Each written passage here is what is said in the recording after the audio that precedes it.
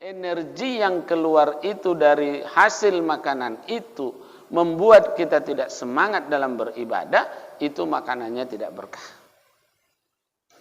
Tapi ada ketika kita makan, begitu azan, ayo kita sholat. Ada orang begitu selesai makan, mendorong dia untuk malas. Baru makan, belum turun lagi. Nah, itu bagian daripada setan. Karena ikut makan setan tadi. Nah, itu.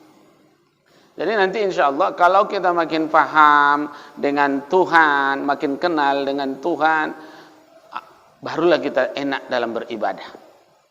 Maka dalam kajian kita ini belum kita bahas Allah, yang kita bahas Tuhan.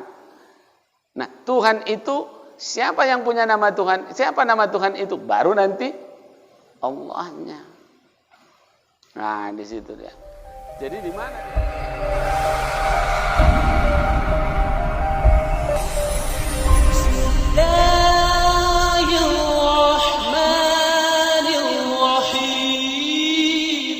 Karena ini awal dari pengajian kita, untuk mengambil berkah kita bacakan Fatihah.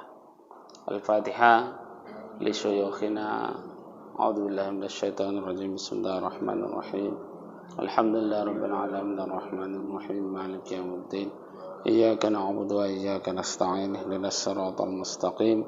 Siratal ladzina an'amta 'alaihim ghairil maghdubi 'alaihim waladdallin. Amin.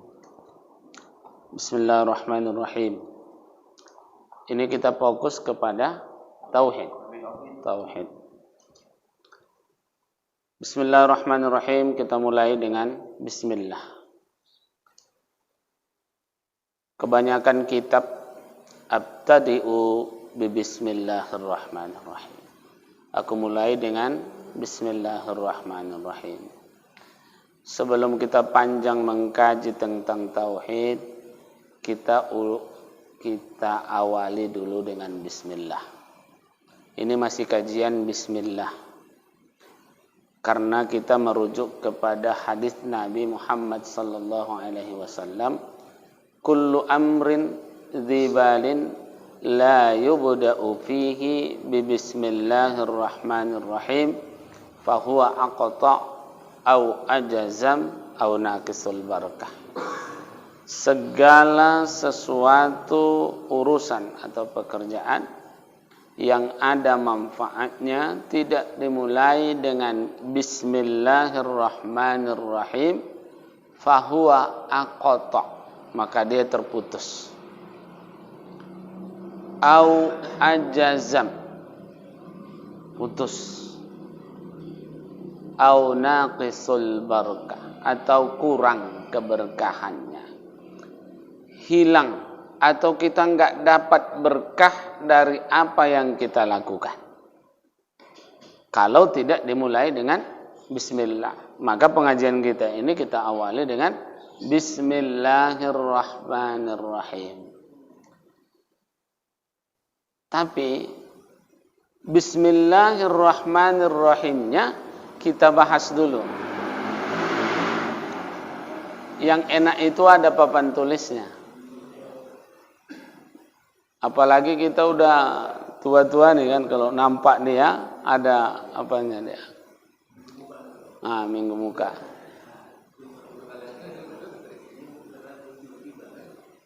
Dulu waktu pertama saya di Medan, datang dosen metodis, Enomensen, bertanya kepada saya, Ustadz, ya, begitu banyaknya huruf hijaiyah, kenapalah harus ba dalam bismillahirrahmanirrahim itu? Kenapa tidak ta bismillahirrahmanirrahim? Kenapa tidak sa bismillahirrahmanirrahim? Atau lam bismillahirrahmanirrahim? Atau fa bismillahirrahmanirrahim? Atau huruf-huruf yang lain, kenapa harus ba? Itu yang menanyakan dosen Nomensen. syukurnya saya sudah mengkajinya dari guru saya, kemudian ada kitabnya. Kenapa harus ba? Ini kajiannya. Tapi saya tidak menjawab. Kalau Anda mau tahu, masuk dulu ke dalam agama Islam, baru saya jelaskan secara rinci kenapa diawali dengan ba. Bismillahirrahmanirrahim. Tapi ini nggak bisa agak luas, karena nggak ada papan tulisnya, agak bingung nanti. Nanti insya Allah kita ulang. Maka di dalam kitab itu dijelaskan begini. Kenapa harus ba? Kajiannya tauhid. Kalau kita baca ayat yang bersambung dengan Ismillah, kan itu Ismillah, maka dia cuman Bismillah yang bersambung. Lainnya wazkurismallah, berpisah dia. Maka kalau ada papan tulisnya nampak dia. Wazkurismallah. Ini kan bersambung dia tulisannya. Ba dengan sin. Bismillah. Kalau wazkurisma enggak. Bismillahirrahmanirrahim. Artinya apa? Dengan nama Allah. Lalu apa makna bismillahnya di situ? Ba-nya di situ. Ba itu maknanya, karena kita udah mulai mengkaji tauhid ini, bikana makana wa bi yakunu ma yakunu. Dengan kulah terjadi apa yang sudah terjadi, atau dengan kulah ada apa yang sudah ada. Wa bi yakunu ma yakunu, dan dengan kulah akan terjadi, dengan kulah terjadi apa yang akan terjadi, atau dengan kulah ada apa yang akan ada. Artinya tidak terpisah dari Allah, tidak ada yang lepas dari Allah. Apa yang terjadi dan apa yang akan terjadi, apa yang sudah terjadi dan apa yang akan terjadi, tidak lepas dari af'alullah, dari perbuatannya Allah. Maka ketika kita makan dengan sebab Allah izinkan, maka ada makna-maknanya nanti. Maka untuk mencapai keberkahan dalam setiap apa yang kita lakukan, bacalah bismillah. Tapi bismillahnya bismillah yang berisi. Nah itu. Kalau kita buat dengan nama, itu berpisah. Secara harfiah terjemahnya dengan nama Allah. Lalu ada tafsirnya, penjelasan bismillah dengan apa? Bukan dengan nama Allah. La haula wa la quwwata illa billah. Dengan Allah, bukan dengan namanya.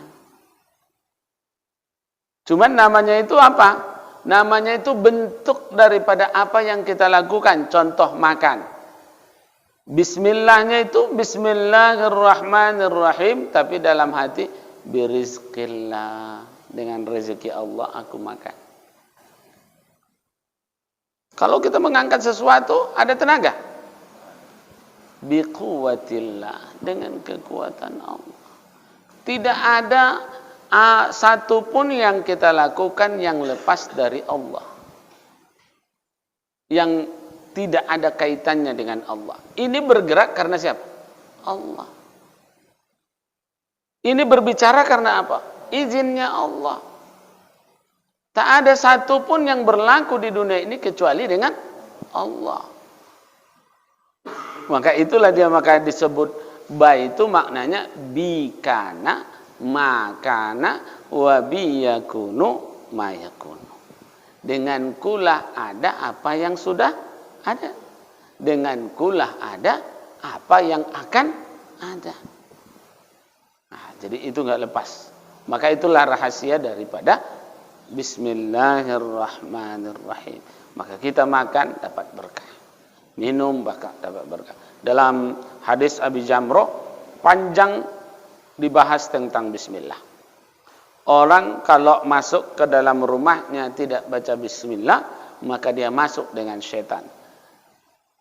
Kalau dia tidur tidak baca bismillah, maka dia tidur dengan syaitan. Kalau kita makan dengan tanpa baca bismillah, maka kita makan dengan syaitan. Jadi di mana berkahnya? Nggak dapat kita berkah dari apa yang kita lakukan. Apalagi dalam pengajian. Tidak baca Bismillahirrahmanirrahim. Maka di mana-mana Bismillah, asal jangan mencuri baca Bismillah. Asal jangan mencuri. Nah itu. Jadi dalam hal yang manfaat, kullu amrin dzibalin la yubda'u fihi bi Bismillahirrahmanirrahim, fahuwa aqta. Jadi kalau kita tidak baca Bismillah, hilang berkahnya, kurang berkah dari apa yang kita lakukan. Mungkin sering kita makan, habis makan lapar balik. Nggak dapat berkah. Atau kita makan kenyang makin malas, bukan makin semangat dalam bentuk ibadahnya, malas. Kalau ada yang kita makan itu, energi yang keluar itu dari hasil makanan itu membuat kita tidak semangat dalam beribadah, itu makanannya tidak berkah. Tapi ada ketika kita makan, begitu azan, ayo kita sholat. Ada orang begitu selesai makan, mendorong dia untuk malas. Baru makan, belum turun lagi. Nah, itu bagian daripada syaitan. Karena ikut makan syaitan tadi. Nah, itu. Jadi nanti insya Allah kalau kita makin paham dengan Tuhan, makin kenal dengan Tuhan, barulah kita enak dalam beribadah. Maka dalam kajian kita ini belum kita bahas Allah, yang kita bahas Tuhan. Nah, Tuhan itu siapa yang punya nama Tuhan? Siapa nama Tuhan itu? Baru nanti Allahnya. Nah, di situ dia. Jadi di mana dia? Benar-benarlah kita kenal Tuhan itu, wah, baru dapat kekhusyuan kita dalam beribadah. Di mana-mana baru bisa kita ingat Allah. Ingat Allah, ingat Allah. Kalau kita kenal Tuhan kita itu. Itulah pentingnya. Maka nanti makin dalam ini, dengan ku ada apa yang sudah ada, dengan ku ada apa yang akan ada, ini nanti makin dalam pemahamannya ketika kita sudah membahas selesai wujud, qidam, baqa, mukhalafatul lil hawadits, qiyamuhu binafsi, wahdaniyat. Itu nanti makin dalam. Sehingga kita makin enak dalam beribadah, dan bertauhid itu ketika kita sudah paham tentang ketuhanan, maka akan hilang rasa benci kepada siapapun. Hilang rasa benci dan tidak ada sakit hati. Hari ini kalau ditipu orang, ditipu kawan masih sakit hati kan? Masih sakit hati dia. Mendalam dia dan susah memaafkan. Tapi kalau sudah kenal Tuhan, tidak. Bahkan ada musibah kita senyum. Karena kita paham itu adalah ujian Allah. Karena Allah rindu untuk sebutan dari kita. Ya Allah. Ya Allah. Ya Allah. Ya Rahman. Allah menginginkan kita menyebut namanya. Nah, jadi ada kerinduan tersendiri dari kita nanti.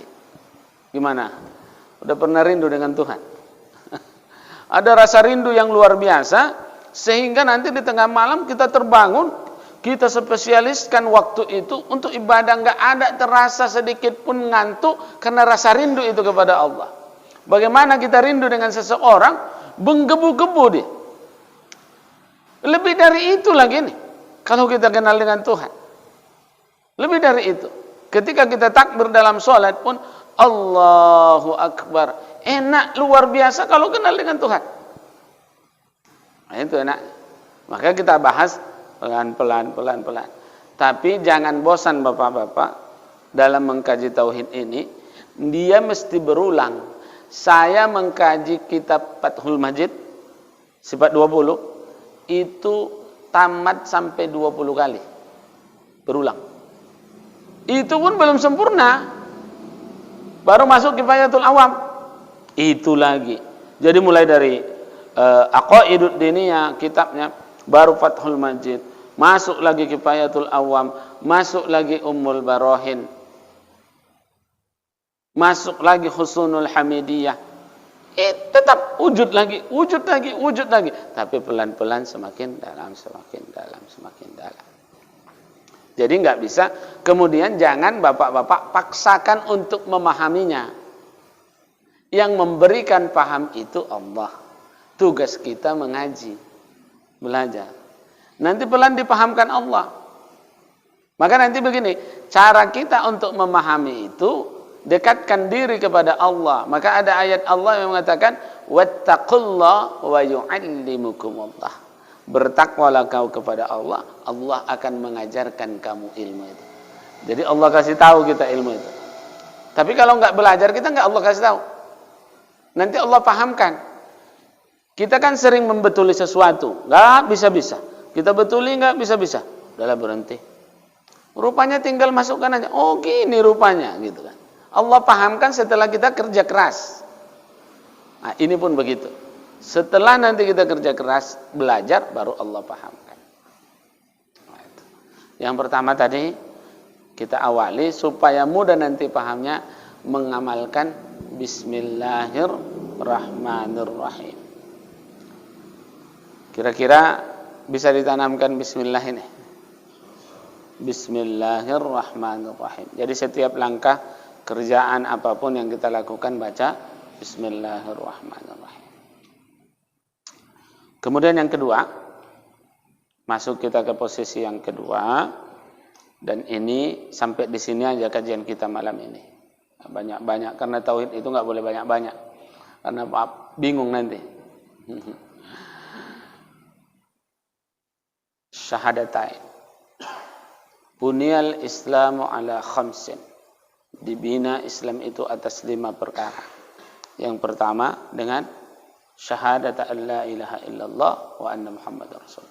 Mengucapkan atau mempersaksikan bahwa tiada Tuhan kecuali Allah dan Nabi Muhammad utusan Allah.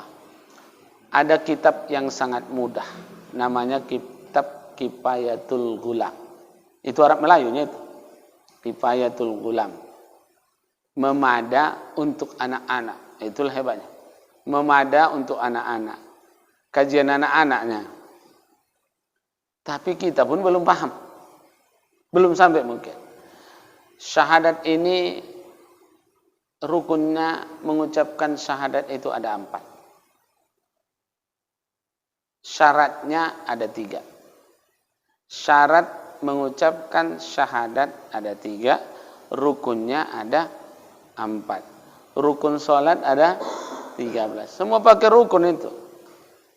Jadi rukun Islam yang 5 itu pakai rukun. Dalam rukun ada rukun.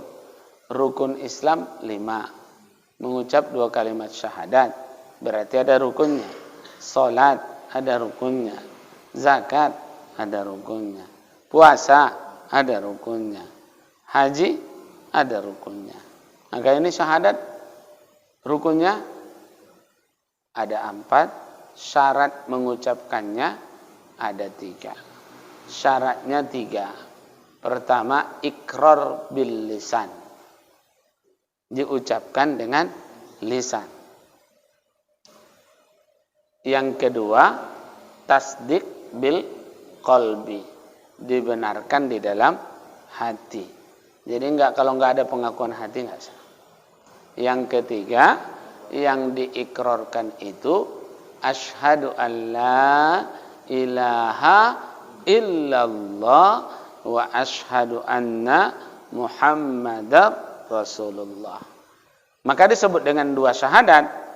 Kalau dibuatnya asyhadu an la ilaha illallah wa anna Muhammadar Rasulullah, tidak sah secara syariat. Karena dia nggak hilang dua syahadatnya. Jadi asyhadu an la ilaha illallah wa asyhadu anna Muhammadar Rasulullah. Jadi gitu ya. Jadi yang diucapkan dua kalimat syahadatnya. Jadi tiga ya. Syaratnya ikrar bil lisan, tasdiq bil qalbi, dan yang diikrarkan itu asyhadu an la ilaha illallah wa asyhadu anna Muhammadar Rasulullah. Rukunnya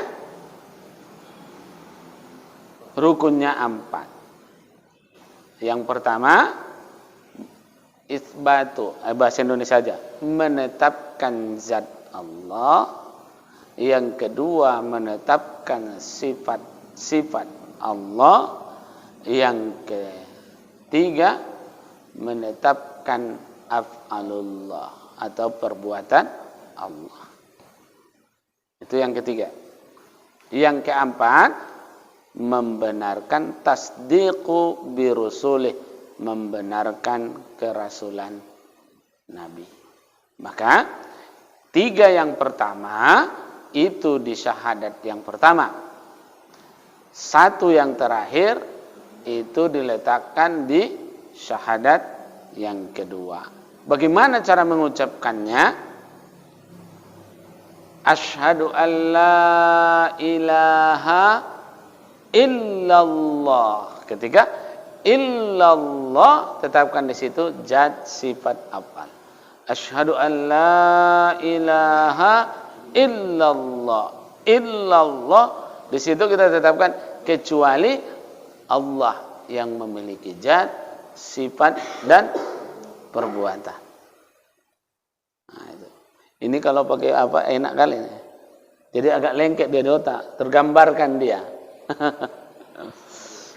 Asyhadu an la ilaha illallah. Maka beda orang yang mengucapkan syahadat dengan berisi rukun dengan yang tidak.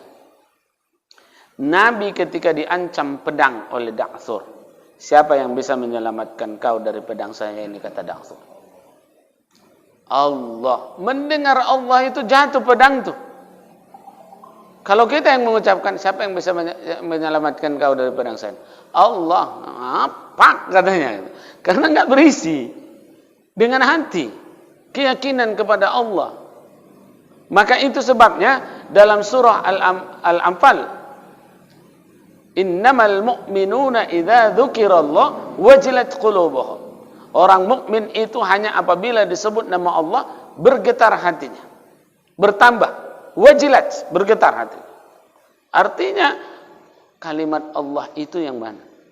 Sebutan Allah itu tidak hanya sekedar sebutan di mulut saja, Allah. Maka asyhadu an la ilaha illallah. Illallah masuk yang 3 rukun tadi. Zat, sifat, perbuatan. Zat, sifat, perbuatan Allah. Zat, sifat, af'al Allah. Tapi satu aja sudah masuknya itu zat sifatnya. Menetapkan zat Allah yang memiliki sifat dan perbuatan. Begitu cara. Asyhadu an la ilaha illallah. Illallah. Maka kalau zikir la ilaha illallah, bukan kuat suaranya yang ditekankan, kuat tekanannya ke qalbi. Bukan la ilaha illallah, bukan itunya, tapi tekanannya la ilaha illallah. Jadi bergetar ke hati. La ilaha illallah. Illallah. Illallah. Merinding deh. Karena ada getaran kepada Allah. Maka berbeda ucapan zikir orang yang ingat Allah dengan rukunnya, dengan maknanya, dengan yang biasa saja. Nah ini asyhadu an la ilaha illallah. Illallah, zat, sifat, af'al. Zat Allah memiliki sifat dan perbuatan. Baru masuk ke syahadat yang kedua. wa asyhadu anna Muhammadar Rasulullah. Dalam hati apa? Betul lah itu Nabi Muhammad itu utusan Allah. Tasdiqu bi rusuli, membenarkan kerasulan Nabi Muhammad sallallahu alaihi wasallam. Jadi itu wa asyhadu anna Muhammadar Rasulullah. Jadi kalau di kajian biasa enggak jarang ini diajarkan. Makanya itu perlunya kita pendalaman, pengenalan. Awaluddin ma'rifatullah, awal agama itu mengenal Allah. Bayangkan Bapak-bapak, Nabi diangkat jadi Rasul umur 40 tahun. Salat diwajibkan Nabi umur kurang lebih 52 tahun. Setelah di Isra Mi'raj itu 52 tahun. Sebelum itu enggak ada. Jadi 12 tahun tauhid yang diajarkan. Supaya kita tidak syirik. Salatnya enggak syirik, zakatnya enggak syirik, amal itu tidak berlaku dalam kesyirikan. Itulah pentingnya kita dalam beribadah. Maka kata yang sering kita baca di dalam surah Al-Kahfi, "Faman kana yarju liqa'a rabbih falyamal 'amalan shalihan wa la yusyrik bi ibadati rabbih ahada." Faman kana yarju, barang siapa yang berharap bertemu dengan Allah, liqa'a rabbih falyamal, maka hendaklah ia beramal dengan amal yang soleh. Kemudian syaratnya apa? Wala yusyrik bi ibadati rabbih ahada. Janganlah ia menyekutukan Allah, sedikit pun tidak boleh menyekutukan Allah dalam ibadah. Maka pertama yang dikaji sebelum ibadah tauhidnya, supaya kita dalam ibadah itu tidak syirik. Kadang-kadang dalam berzikir pun kita datang. Ada kemarin itu di Pekanbaru, ada orang suluk. Waktu selesai dalam suluk, dia suluk, setelah pulang dia berzikir. Dalam zikirnya itu datanglah seorang, nampak dia di dalam zikir itu pakai serban, pakai baju putih, bersinar, lalu mengatakan, "Sayalah Tuhanmu." Nampak terang benderang, dipenuhi dengan cahaya. Baru dikatakan di dalam zikirnya itu, "Akulah Tuhanmu." Maka dikatakannya, "Oh, aku udah bertemu dengan Tuhan." Itu kalau enggak belajar tauhid nih. Nah, itulah perlunya kita mengesahkan Allah, mentauhidkan Allah, itu yang perlu. Nah, itu perlunya. Jadi dalam kata syirik itu bisa terjadi karena perbuatan, karena ucapan, tingkah laku. Contohnya,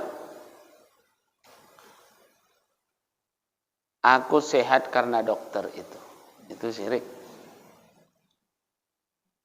Aku sehat setelah berobat ke dokter itu syirik. Jadi bagaimana? Allah angkat, Allah sehatkan saya melalui dokter. Jadi ada wasilah nih.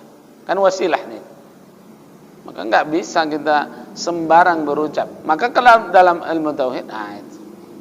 Maka itu enaknya, pentingnya kita bertauhid karena membersihkan ibadah kita dari sifat-sifat kesyirikan. Nah, capek kita ibadah, rupanya di dalamnya syirik. Maka itu ulama-ulama itu pakai usolli, salat. Usolli itu kan enggak wajib, disunnahkan. Di masa Nabi enggak ada usolli. Cuman supaya lurus niat tuh. Usolli fardhu zuhri 4 rakaatin adaan lillahi ta'ala. Karena Allah. Semua semata-mata karena Allah. Nah itu. Jadi syahadat ini yang perlu kita dalamkan dengan dan bismillah. Bismillahnya mulai hari ini. Saya dulu syahadat itu latihannya setelah belajar syahadat ini sepanjang jalan saya syahadat. Asyhadu an la ilaha illallah. Mau tidur, asyhadu an la ilaha illallah, sampai terbawa tidur. Melatih ketetapan hati dalam syahadat itu. Asyhadu an la ilaha illallah. Masukkan 3. Zat, sifat, af'al. Wa asyhadu anna Muhammadar Rasulullah. Itu mudah. Di syahadat yang kedua mudah.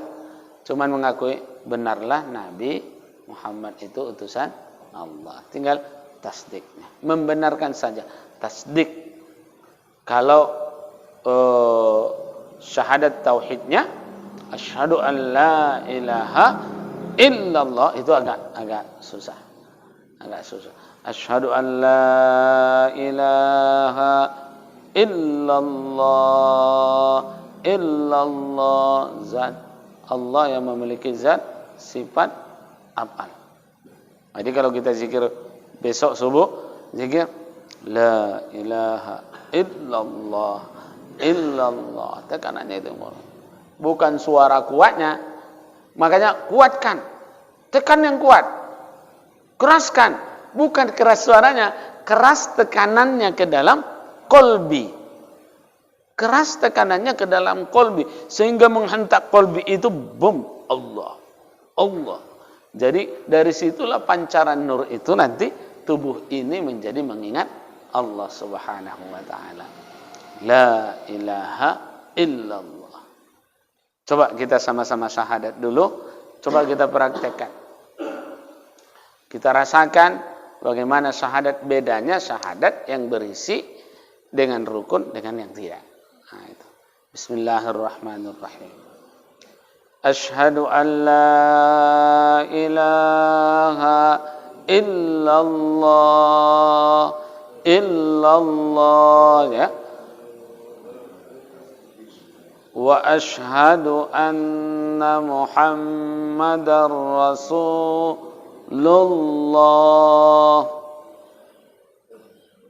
Coba. Asyhadu an la ilaha illallah.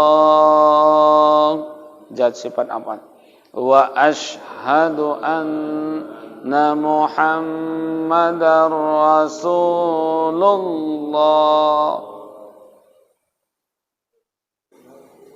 Diulang-ulang. Asyhadu an la ilaha illallah wa asyhadu anna Muhammadar Rasulullah. Bisa? Coba. Bismillah. Bismillahirrahmanirrahim.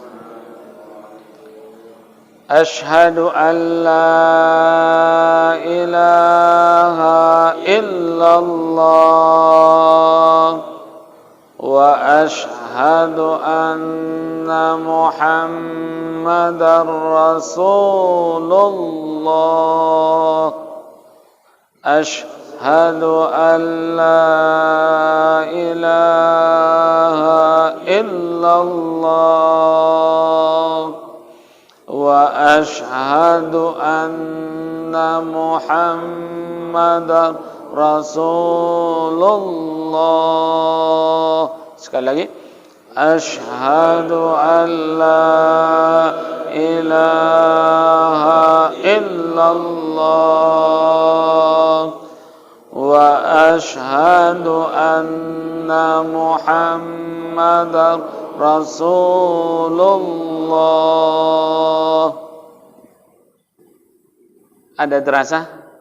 Biasanya ada getaran di jantung, di hati itu ketika kita mengucapkan syahadat, asyhadu an la ilaha illallah. Mau meneteskan air mata karena ada tekanan itu. Itulah namanya likulli syai'in saqala wa saqalatul qalbi dzikrullah. Bagi tiap-tiap sesuatu itu ada pencucinya. Maka pencuci hati itu adalah zikrullah. Mengingat Allah, tekanan zikir itu bersih. Bersihkan hati itu. Makanya nggak ada rasa sakit hati nanti kalau udah tauhid itu main, nggak ada. Rasa benci nggak ada. Rasa marah nggak ada. Marah secara adat aja marah, tapi di sini nggak ada marah. Biasanya kita kan marah sini. Nah, teringat dia. Jadi ini tidak. Maka mulailah kita berzikir dengan baik dengan zikir la ilaha illallah, la ilaha illallah, la ilaha illallah, la ilaha illallah, la ilaha illallah. Jadi terasa tekanannya itu enak. Jadi syahadat itu pun begitu. Asyhadu an la, ketika kita sholat, asyhadu an la ilaha illallah. Syahadat itu terasa dia. Sehingga masuklah sholat kita itu dalam kategori khusyuk walaupun sesaat di situ. Wa asyhadu anna Muhammadar Rasulullah. Ada ingatan kita kepada Allah secara padat di dalam syahadat itu. Karena solat itu dikatakan aqimis sholata lidzikri. Dirikan solat untuk mengingatku. Kadang di waktu solat baca Fatihah kita ingat yang lain. Dibaca ayat kita ingat yang lain. Setidaknya di dalam pelaksanaan secara keseluruhan solat yang kita lakukan itu, di syahadatnya itu kita ingat Allah. Asyhadu an la ilaha illallah wa asyhadu anna Muhammadar Rasulullah. Sedap kali. Bisa. Inilah dia tauhidnya. Baru nanti kita masuk ke hukum akal. Sifat 20 ini dulu kita amalkan. Saya ingin kita mengucapkan syahadat itu secara lurus. Asyhadu an la ilaha illallah. Imam Nawawi mengatakan kita walaupun lahir dalam keadaan Islam, setidaknya satu kali pengakuan kita dalam syahadat Islam. Syahadat Islam. Kita sudah biasa syahadat, tapi syahadat pengakuan kita sebagai Islam dalam hati belum. Maka ada satu kali yang wajib, kata Imam Nawawi. Walaupun secara pendapat ulama enggak pun syahadatnya pengakuan karena kita sudah lahir dalam Islam, enggak perlu lagi.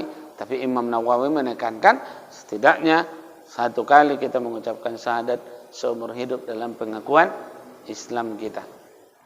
Nah, maka itu malam ini buat dengan yang penuh makna, dengan asyhadu an la ilaha illallah, zat sifat af'al, ingat Allah.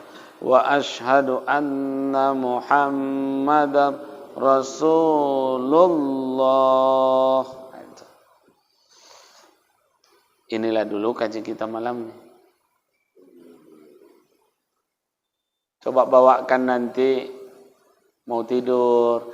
Agak berbeda itu nikmatnya. Karena kita membawa ingatan kepada Allah. Dorongan.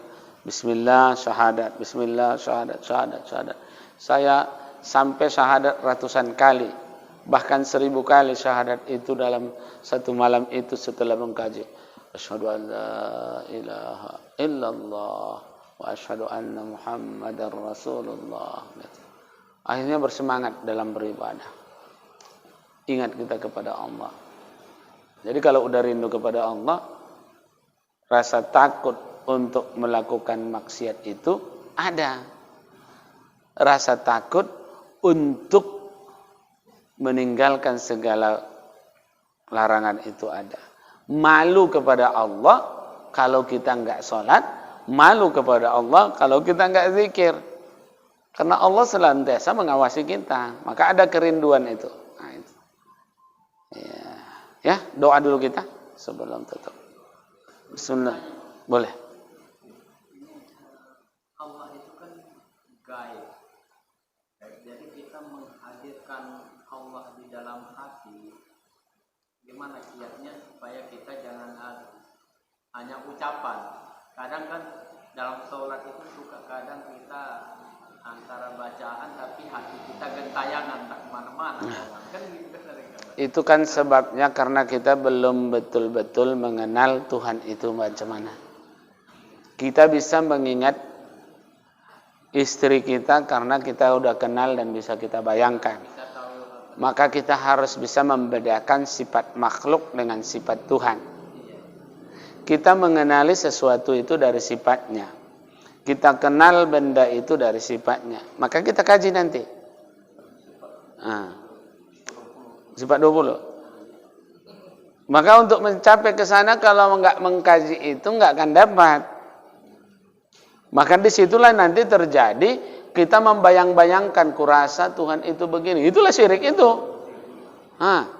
Selagi kalau bisa dibayangkan itu bukan Tuhan.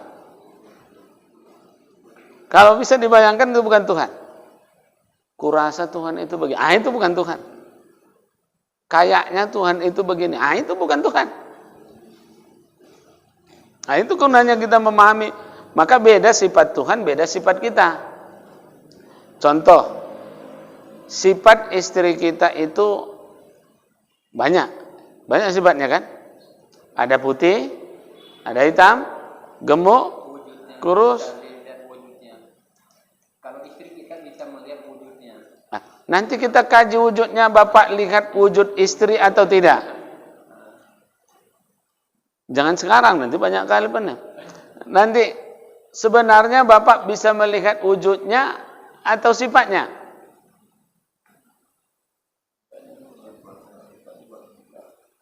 Itu nanti, makanya itu. Sebenarnya kadang-kadang kita terlalu cepat mengambil kesimpulan. Itu makhluk. Pelan-pelan. Nanti dapat. Makanya belajar tauhid ini nggak boleh buru-buru.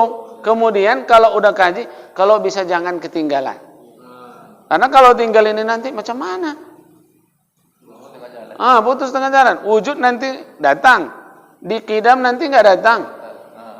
Macam mana Tuhan yang itu dia di situ.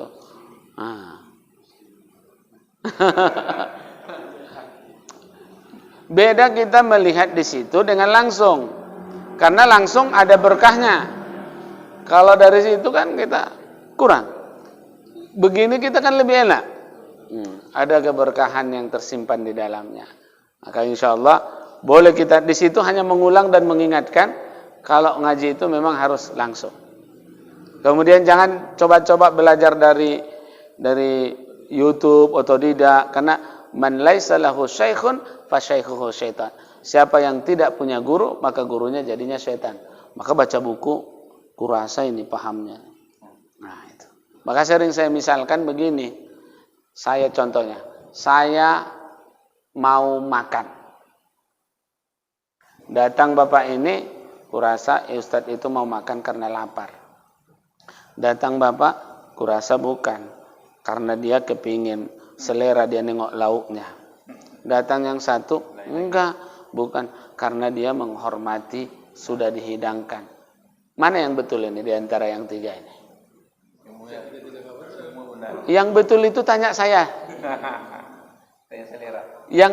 Yang tahu itu siapa? Maka harus pakai guru. Baca buku itu belum tentu yang kita pahami itu sama dengan yang dimaksudkan oleh yang membuat kitab itu. Maka itu tanya. Maka itulah gunanya guru. Supaya dijelaskan mana yang sebenarnya. Kalau tadi kan tebak, aku enggak. Ustadz itu karena lapar. Datang yang satu, enggak, bukan karena lapar. Selera dia nengok lauknya enak kali. Datang yang satu, bukan. Dia hanya sekedar menghormati aja karena sudah hidangkan.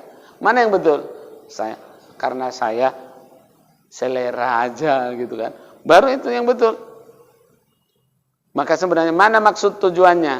Maka banyak memahami Al-Quran dan hadis kalau enggak berguru, salah.